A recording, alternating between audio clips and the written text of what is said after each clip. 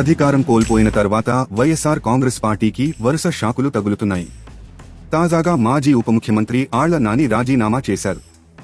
ఏలూరు జిల్లా అధ్యక్ష పదవితో పాటు అసెంబ్లీ నియోజకవర్గ ఇన్ఛార్జ్కు రాజీనామా చేస్తున్నట్లు ప్రకటించారు. ఈ మేరకు ఓ ప్రకటన విడుదల చేశారు.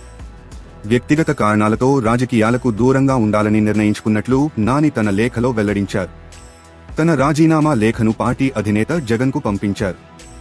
గత ప్రభుత్వంలో నాని డిప్యూటీ సీఎం పదవితో పాటు వైద్యారోగ్య శాఖ మంత్రిగా పనిచేశారు.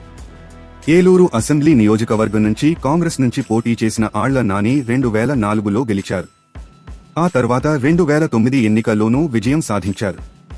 ఆ తర్వాత కాంగ్రెస్ను వీడి జగన్తో నడిచారు. 2014 ఎన్నికల్లో ఇదే స్థానం నుంచి వైసీపీ తరపున పోటీ చేసి ఓడిపోయారు. ఈ ఎన్నికల్లో టీడీపీ నుంచి పోటీ చేసిన కోట రామారావు విజయం సాధించారు.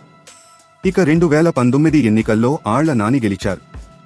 రాష్ట్రంలో వైసీపీ కూడా అధికారంలోకి రావడంతో ఆయన్ను మంత్రి పదవి వరించింది. వైద్యారోగ్య శాఖ మంత్రిగా బాధ్యతలు చేపట్టారు. ఇదే సమయంలో ఆయన్ను డిప్యూటీ సీఎంగా నియమించారు.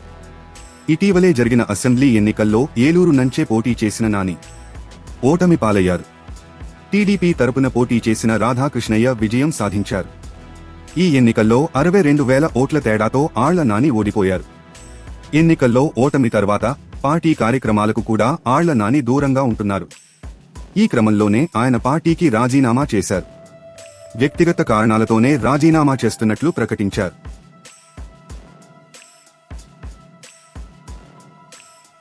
తాజా సమాచారం కోసం లైక్ చేయండి, సబ్స్క్రైబ్ చేయండి, నోటిఫికేషన్ల కోసం గంట సింబల్ ఆన్ చేసి పెట్టండి.